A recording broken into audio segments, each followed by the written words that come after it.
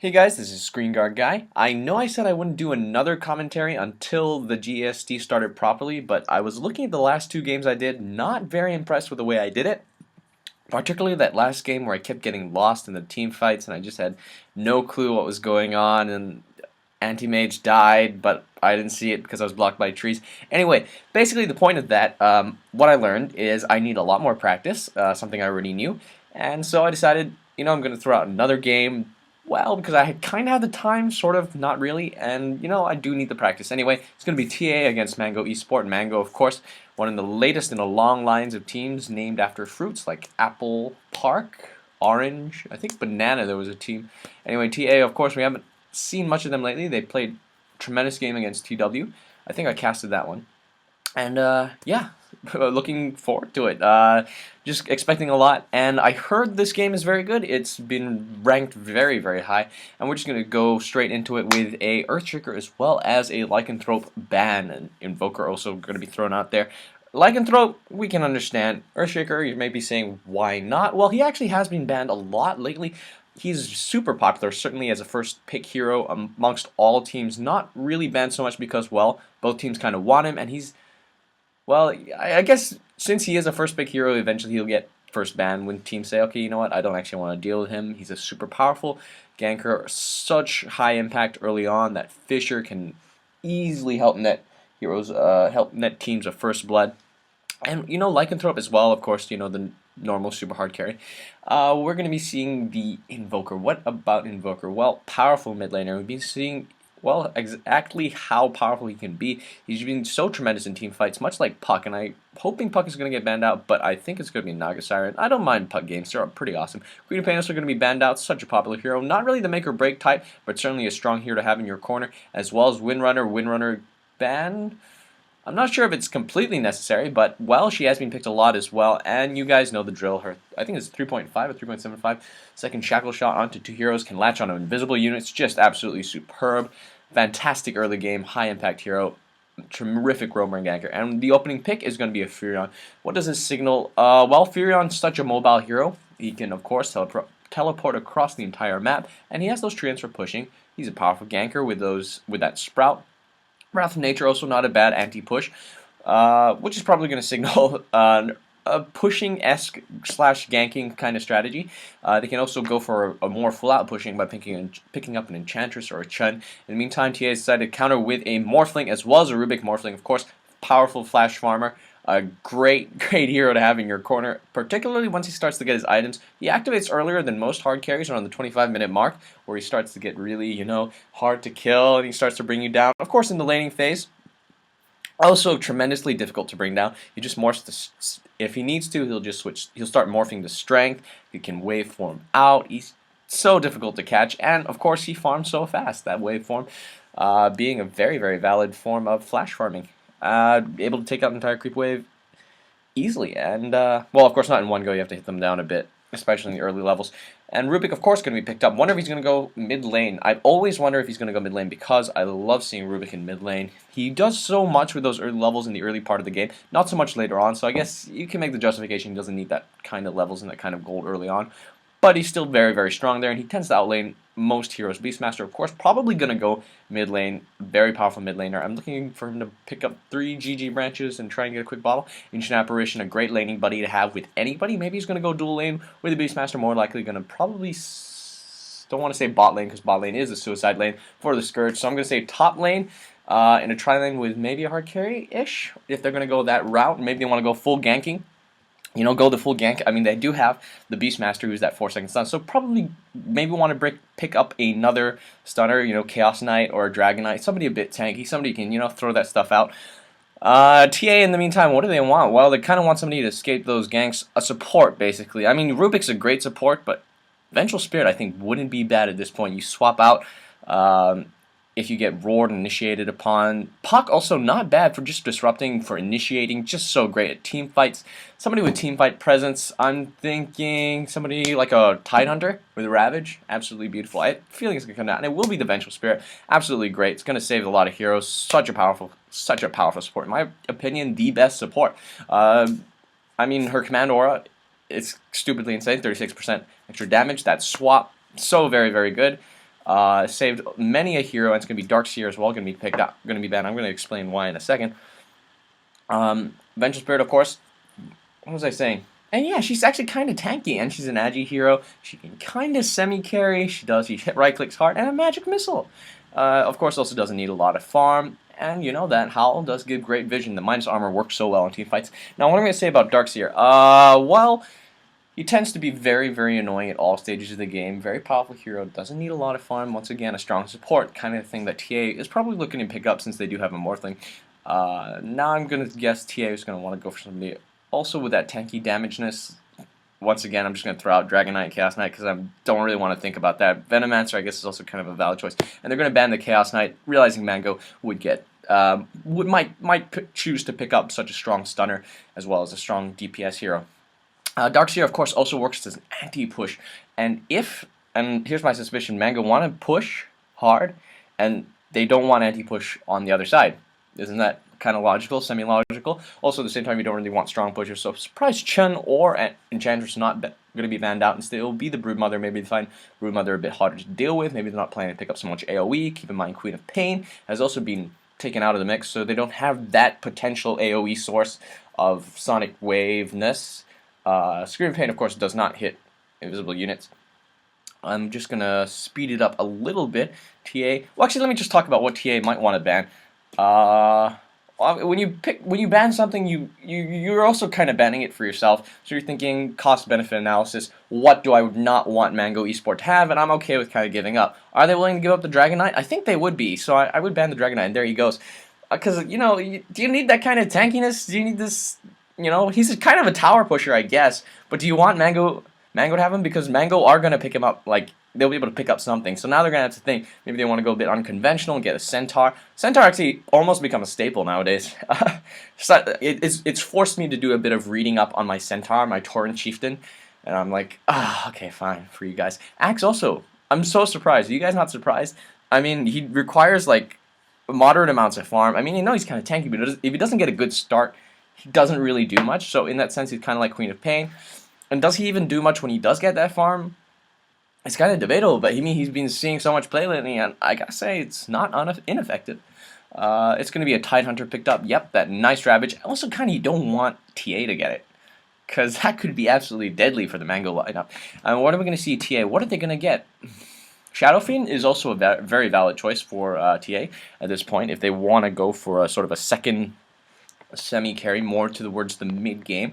But I'm thinking somebody who can help them out, Omni Knight. You know why? Repel. Absolutely insane spell. Actually, yeah, that's not a bad choice. He's kind of tanky, a little bit beefy. He's got that, what's that aura called? The one that slows everybody down? He's got that one, which is so very, very useful. How can I not know this? I used to play Omni Knight all the time.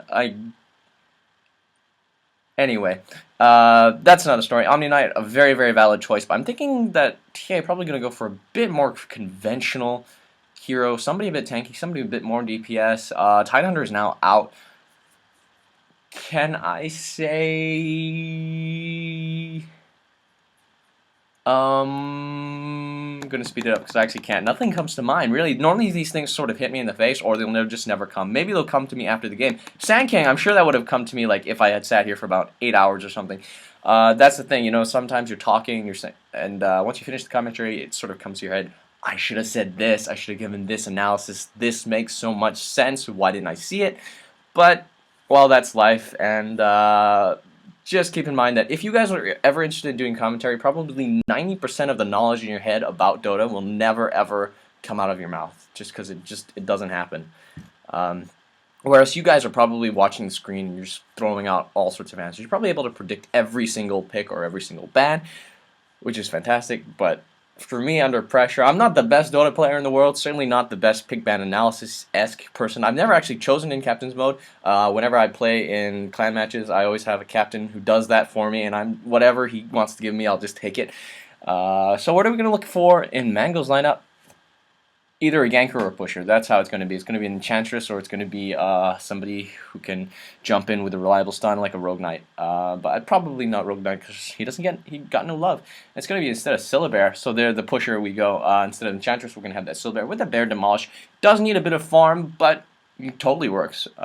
Totally works. I'm wondering if TA want to pick up like a tinker or somebody to counter that global presence coming in from the Fury, which could be a big effect, and certainly.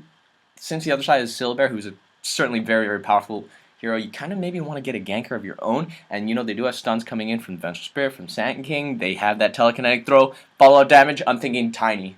Why not? Just go with it. Go with it. He doesn't require that much farm. You send him in the mid lane. Who's your mid lane anyway? You put Sand King down at the bottom. Give him some farm. Give him a solo lane. You put up the top, the tri lane. No, you're going to go for Lina. Okay, that's cool. Lina inverse. It's awesome. Very, very powerful hero. Why did they pick her? Well, she does have that suitable stun. A lot of damage from that Lagoon Blade. Dragon Slave, of course, very, very powerful. Her haste, her third skill, not used so much. And it's going to be Rubik in the mid. So, wow, very, very interesting. It looks like they're probably going to go for... Are they going to go for Roshan? They can do it. This is a level 1 Roshan team. Yeah, it looks like they will be. Oh my goodness. Do the Sentinel know? They must know. Come on, they must know. I mean, there's a Fury on there. These guys skill inner beast. Come on, they must know. Seriously? They don't know. No, they don't know. Okay. Well, that's cool. Gonna give you level advantage, but you have to be able to take him down really, really early. Otherwise, this thing actually works against you because you can lane and you can get so many levels in lane. There's going to be a very offensive ward placed here. Going to be stopping that creep camp from spawning. Lina going to be running and playing support, doing a very good job keeping that ward on the right side of the tree. I actually have kind of forgotten about this tree. So I started playing Dota 2. I've only been playing like a week, and already I've forgotten like most of my Dota 1 knowledge, which just shows how much of a grip I had on it in the first place. Hopefully we'll be able to see Sandstorm. And yeah, Roshan going to go down without any trouble. There's going to be some hearts. Going to be Mango. Goodbye, goodbye. Hey.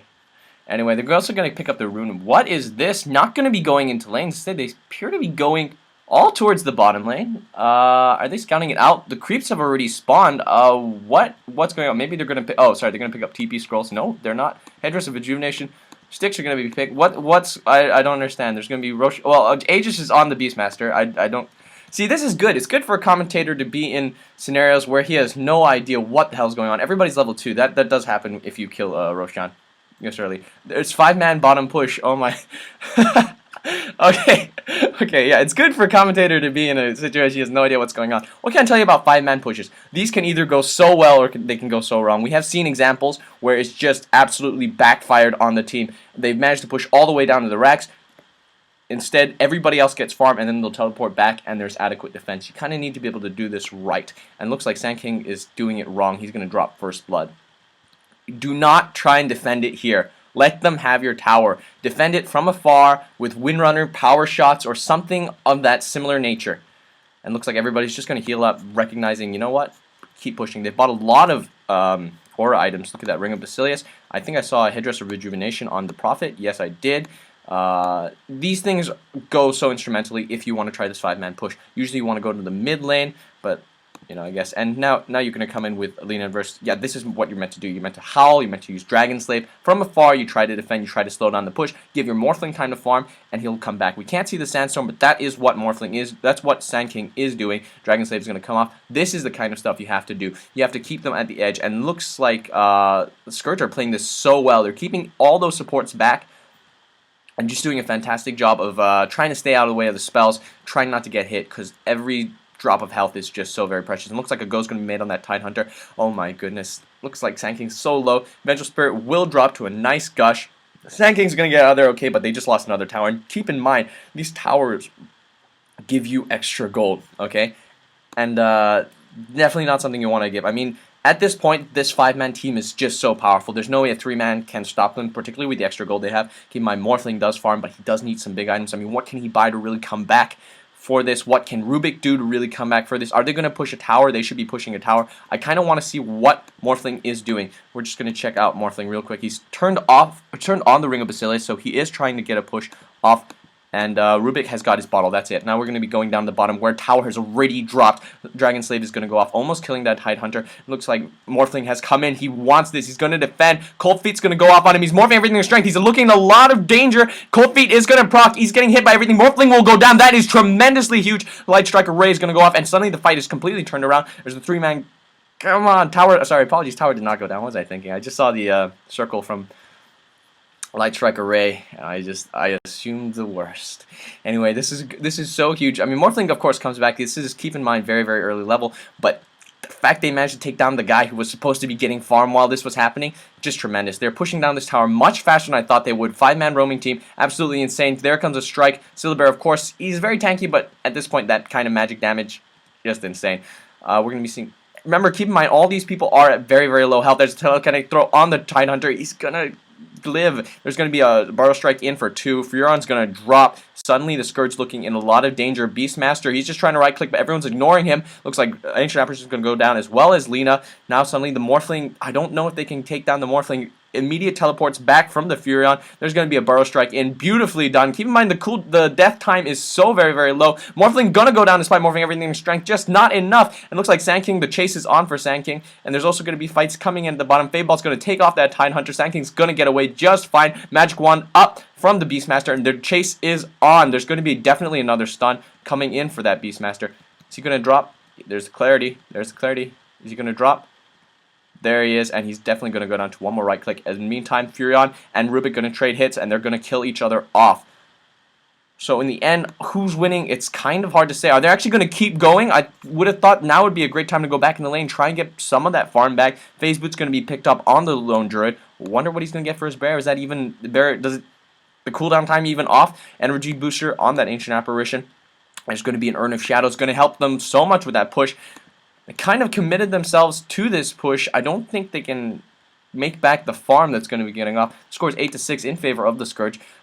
Just looking at the items real quick. Actually, no, not really that big on either side. Mask of Death picked up for Beastmaster. Lina did go down. There's going to be some trees eaten. Why did Beastmaster... Well, you don't normally get lifesteal this early because your damage is not that high. How much are you really lifestealing? 10% of like 100 is kind of something, but they're all looking at like maybe 70 life, so that means with every hit you steal 7 health back. Is that really worth 900 gold? Maybe you want to get something else, but apparently he's going to go for the Mask of Death into a Vlad's, which is of course one of the best pushing items in the game. You have to keep that in mind. It's not just about him as an individual, it's about what are the other things he's going to get. Can he actually get them in time? No idea. No idea at all. Axe is, of course, a great pushing instrument. It looks like, I'm not sure if Morphing's going to come back. There's going to be a stun. Keep in mind, I don't think anybody's level 6 yet. Cold Feet's gone off on that Rubik. He's going to get hit. He's going to throw a Fade Ball around. Everybody's looking very low in life. I think they're going to have to go back. And at this time, I think Mango may just have overstretched themselves. They may have committed way too much. They're looking very low. I don't think they can push this, and they're certainly not getting the farm. Morphling is going to get a lot. There's going to be a telekinetic throw, as well as a Light Strike Array to follow up, but no follow-up damage. Axe is going to come in, try and push that creep wave a little bit. The chase is on! Okay, no, it's going to get away just fine. I should play music, actually. That's not bad. What do you guys think? Do you guys think I should play music? Once that Vlad's is up, maybe. Anyway, we're going to be checking out the levels real quick. Once again, only person level 6 is that Furion as well as that Morphling, and we've seen Furion use his ultimate. Morphling actually not that far ahead considering he has had free farm, but keep in mind he's died twice, which is something quite big. We're just going to check his farm again. 337. All he's picked up is the boots. Is that enough? And it looks like there's going to be a 2-man gank. Nope, sorry, apologies. Looks like it's just a 3-man push. They're going to be knocking down the mid lane. So they are going to go back to a more conventional laning phase. But in the meantime, these 4 are going to be bunching up. And these are battle-hardy veteran supports who have died a lot. The score is 6-9. Keep in mind, there's going to be telekinetic throws, the initiation. There's going to be a stun follow-up. Light Strike Array. Tidehunter will be going down. The tower's not down yet. Morphling's going to come in. He's going to waveform in. But Hasted Ancient Apparition's going to get out. Is that it? Is that the end of the team fight? Nope, there's going to be a Sprout. Do they really want that the Vengeful Spirit? There's going to be a Fade Ball. Gush is being stolen. Axes. Oh my goodness, Beastmaster so low. He's going to wand up, but he's going to get Burst Strike, and he will be going down. The team fight is turned around. It is score 8 to 9. Before they were 3 kills up. It was 6 to 9. Now currently 8 to 9 in favor of the Scourge. But keep in mind, they haven't had that laning phase. Morphling, of course, the late game hero. A tower just went down. Laguna Blade just got skilled. Everybody's starting to hit level 6. It is no longer possible, I think, to do an early 5-man push. You kind of need appropriate items. And I think, Vlad's may have been a waste of gold at this point. I mean, early Vlad's kind of good, but how much are you really lifestealing if you're not going to be going for that push? If you could got it maybe 10 minutes ago, Axe is going to take down a Vengeful Spirit. Really nicely done. Absolutely great use of long-range skills. Securing themselves kills at this point. The gold difference, the earlier you are, the gold and level difference just matters so much more. It looks like they are committing to a 4-man push at the bottom. Meanwhile, Furon, of course, doing his job as a global pusher, has already picked up the mechanism. I think he can actually take, and he seems to be trying to, take on... Nope, Sandstorm's going to go off. No detection whatsoever on him. We're going to be seeing the move up. Are they transitioning? Are they going to try and get a gank on the Morphling? Could be big. I don't think they have it. I'm not sure if they have enough stuns to bring it off. Remember, he does have Wave 4, and he has that Morph, so you're going to be looking at hitting him for at least like a couple of seconds, at least maybe 20 seconds of whacking him where you can't let him get away. They're going to send in the bear first. He knows he's going to waveform out into the trees. Do they have anything? No, they do not. Well, keep in mind, Tidehunter did get very early level 6, level 8. He's already hit level 6. Very nice early pair of mana boots on the Ancient Apparition. Very, very crucial because that Ravage, of course, I believe it's like a 1025 AoE, if I'm not mistaken, on that Ravage. I remember it's significantly bigger than Treants. Because I was thinking, you know, aren't they the same thing, except that Treants last 3 seconds and Tidehunters only last 2.25? But no! Turns out there's a thing called range, and there's going to be immediate stuns on Tidehunter. Is just going to get out. There's going to be a stun in for the Rubik, and he's going to go down. Looks like Alina is going to be the next target of choice. She's getting chased. That bear, of course, has Orb of Venom, and it managed to proc one entangle. Gonna bring him down. And now Morphling looking in a lot of trouble, but going to be a blink in, and there's a huge ultimate. Yes, Beastmaster will die, but so does Sand King, and now Morphling's trying to clean up. Furion looking so low on health, but Syllabear so tanky. Ancient Apparition Ice Blast will do it. The Shatter effect is just insane. Mango.Esport pulling out a comeback. I'm not sure if they were ever down. They managed to bring down that tower, and this bear so very, very tanky. He's picked up Phase Boots as well as that Orb of Venom. Looking at a ganking bear build. Ice Blast has just been stolen. That is huge. Oh my goodness, an ultimate stolen for Rubik. It is like Christmas. Oh man, that Rubik, this is the best day of your life, isn't it? Don't deny it. This is the best day of your life. Inner Beast, what level has it been skilled to? Level 4 already. Is maxing Inner Beast and Axis. Forget Call the Wild, he's going to be pushing. And yeah, so what are we going to be looking at today? Well, Furon's going to be pushing that bot lane. He can always pressure it anytime he wants. Very surprised he hasn't picked up boots or any form of DPS. Maybe he's going to go for Stygian Desolator. Not bad. Certainly would help clearing creep base. And looks like Roshan's going to go down again. Why can they do this? Because they went and they did it early. Do the Sentinel know? There's going to be stuns going to go off in the mid lane. They managed to bring down Syllabear. Apologies for missing that. I was very, very excited. And it looks like the Sentinel do know, despite not having wards, it is the 10-minute mark, and they are checking. It looks like they can't do it without the Syllabear. And does Morphling want it? There's going to be a roar onto the Rubik. Not the best choice. Looks like Morphling's going to get out of there. Right click. Syllabear has come back. Remember, this is still actually quite early game. It's only 10 minutes in. Lina just going to escape. No, she's going to get right click down. Any more kills? Any more kills? Do they want Vengeful Spirit, perhaps? No. No, they're going to go back to Roshan. They can do it. Why? Because they have 5-man team. Nope, Morphling and Vengeful Spirit, they're coming in. They want it. Vengeful Spirit invisible. Is he going to try and steal it? Do they know that they have detection? They don't have detection. Are they even going to do it? Yeah, sentry wards have been put down. They know Vengeful Spirit's there, and they do. Are they going to get a kill? No, there's going to be a burrow strike in from that Sand King. There's going to be a gush on him. They're switching targets. Not the wisest thing to do. Roshan just came out. There's going to be a waveform in for 2 heroes. Going to kill that Beastmaster down with an Adaptive Strike. There's going to be a Fade Ball for the Furion. And as I say this, Tia has just made a comeback. There's going to be stuns galore onto that Tidehunter. Gonna bring him down. And now they can do Roshan themselves. He's already been knocked down about almost slightly more than half health. But instead, they're not going to do that. Are they going to try and get some pushing, valuable pushing time? Yes, it looks like they are. Bottom lane. Creep Wave is not in their favor, but they do have a Glaive Throw up. No, Glaive Throw is about to go down. But they are going to get some pushing time down anyway. Looks like Rubik is going to be going for Mechanism. He has picked up a Buckler. And no other really major items, but boots on all the supports, which is very, very, very key. In the meantime, don't forget Furon. He can always be pushing these lanes. He can always be a global powerful pusher. Now that the towers are pretty much almost all down except for 2. And only Magic Wand, not even yet close to it. It's like, no Ring of Health. He can just about purchase a Ring of Health and nothing else. And looks like the go is being made. There's going to be a roar onto that Sand King. Shatter Effect's going to do it. Axes were stolen instead of roar. He was desperately looking for that. Phase Boots on the bear. Too fast. Can't right click. Yes, there's one right click. Orb of Venom. So very strong. No entangle. There's the entangle. That's what they're looking for. Telekinetic throw on the Syllabear. Doesn't matter at this point. You are, sir, are dead. And there he goes. Lena, in the meantime, trying her best to push Dragon Slave. A great pushing spell, but is it enough? Morphling, I'm going to back off. Okay. I thought they were going to push. That was going to be tense. And, oh, by the way, I looked up the word terse. It did not mean what I thought it meant. I'm so sorry about that. I've been saying that I'm terse, and I actually wasn't. I'm very eloquent and rambunctious. Anyway, looks like the Skirt Sentinel are going to go for Roshan again. Despite not having Furon on their side, they can figure they can do it. And looks like Boots are going to be skipped on the Prophet. He's going to be a pushing Prophet after all. He will be getting a Necro book. Very, very powerful pushing item, particularly if you get it very, very early. And don't forget, it does provide just, you know, that extra mana burn, pure damage, auras. It's what's not to like about it when you can get it early. I hate people who get it too early, though. Beastmaster only level 8. Look, I mean, he's not even doing 100 damage. He's picking up 8, 16%. It's like 9 health a hit. Is that really it? But don't keep in mind, they are going for a all-out early pushing strat. So they are looking, apologies, they are looking to win early. Okay, so that's basically what I'm saying. And I think pulling the neutrals at this point does not help that. Maybe it distracts a little bit. I don't know. There's still Bear's going to be wandering around. He's picked up a Ring of Health. Is he going to go for a Vanguard? A bit more tankiness? What? I don't know. A Sulcuros would have been nicer, but I mean, it's the more expensive item and obviously completely impractical. And if you were going to do that, you might as well wait a long, long, long time. And it looks like everybody's mounting up for a defense. They cannot let this tower drop. If they let a tower drop, Furon can come in and backdoor at any time. It looks like there's going to be a roar in on that Sand King. A defensive swap. There's going to be Ancient Apparition. Ice Blast. Gonna kill nothing, but it's going to hit everybody. A Ravage has just been dropped, but it was also stolen. Beastmaster looking so low. He's going to go for Rubik. He wants to kill Rubik before Rubik can drop a Ravage, and he will succeed.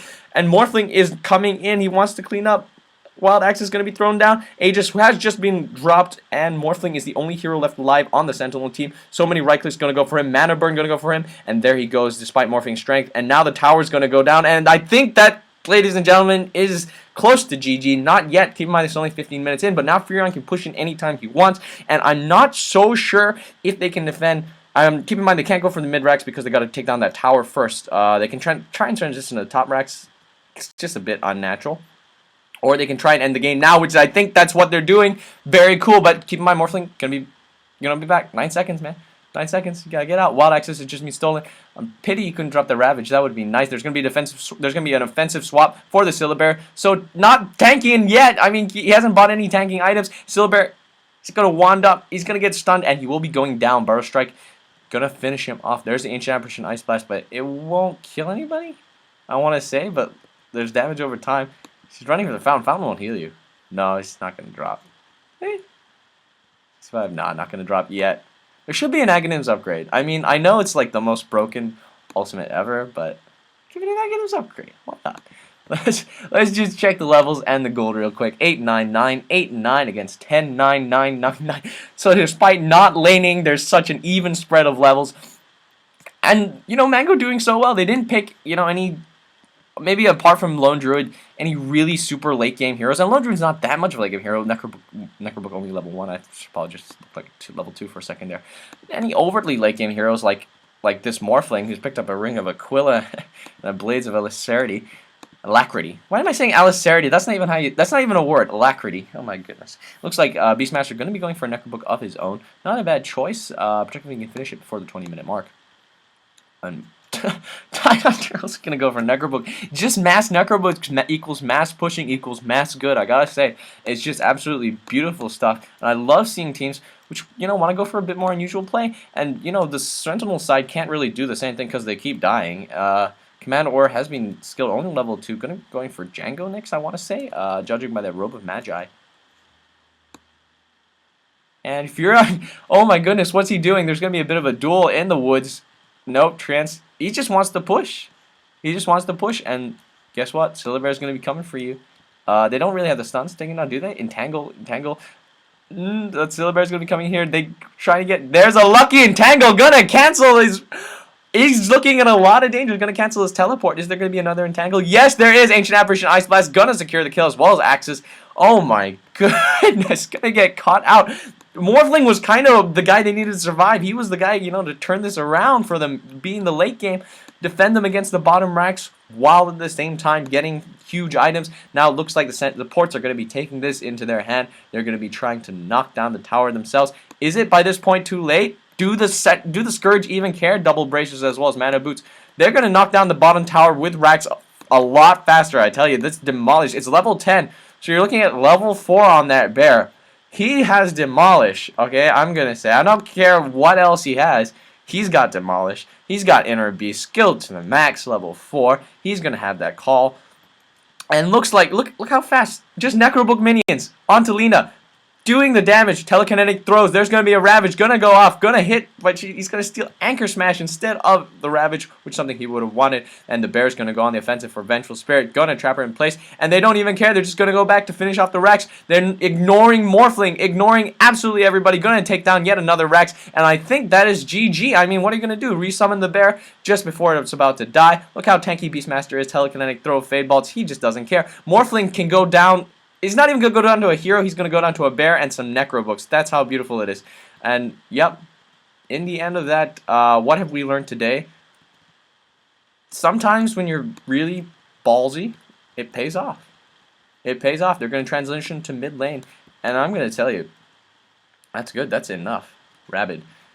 Only level 1. What? I would have thought you would have skilled higher. Pipe is going to be picked up on that Syllabear. No Radiance, no nothing, really? Well, I guess you kind of don't need it. I mean, why go for the big items? That's the sort of consistent theme. Is they didn't really go for the huge, expensive items. No Assault Cuirass, no Radiance, and they push so successfully.